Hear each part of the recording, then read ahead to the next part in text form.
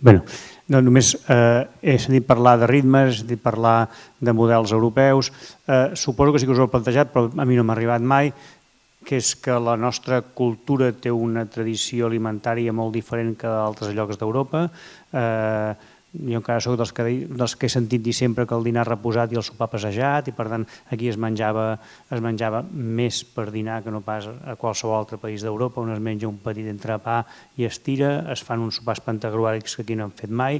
És a dir, hi ha alguna cosa també molt cultural arrelada a la forma d'esmorzar, de dinar i de sopar, que no... Clar, a l'època del camp i del trinxat sí que entenc que s'esmorzava fort perquè s'anava a pagès, però ara afortunadament no hem de treballar d'aquesta manera tan bèstia i per tant esmorzem d'una manera més frugal moltes vegades i a correcuita perquè anem tard, perquè ens llevem tard segurament. Vull dir que a mi em sembla que aquí també hi ha una qüestió molt cultural que requereix un treball molt profund que no sé com s'assolirà, però que entenc que suposo que haureu reflexionat, haureu pensat com afrontar-lo.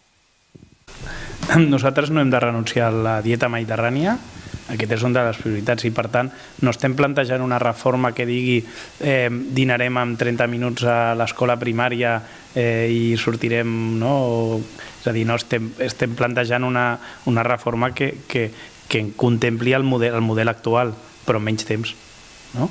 Per tant, organitzant els torns d'una altra manera o optimitzant una mica, però la renunciar a l'àpat, no? O sigui, això seria un error, no? I si hem deixat d'esmorzar al matí fort, és un error. Ens ho mirem quan ens ho mirem. No perquè haguem deixat de treballar al camp o a la fàbrica, això ho hem de continuar fent.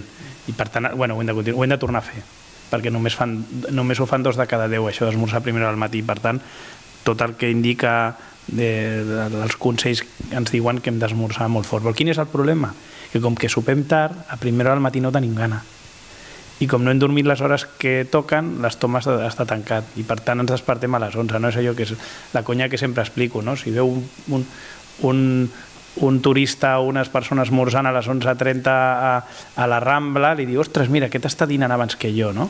El veu menjant un entrepà i una cervesa i diu, ui, aquest està dinant abans que jo. Clar, passa 3 hores després tornant de Barceloneta i es troba la mateixa persona menjant un plat de macarrons i pit de pollastre i diu, però ja està sopant, no? Clar, o sigui, en cap cas es planteja que a les 12 estigui fent el primer àpat. Això és inconcebible que qualsevol sortida de les nostres fronteres,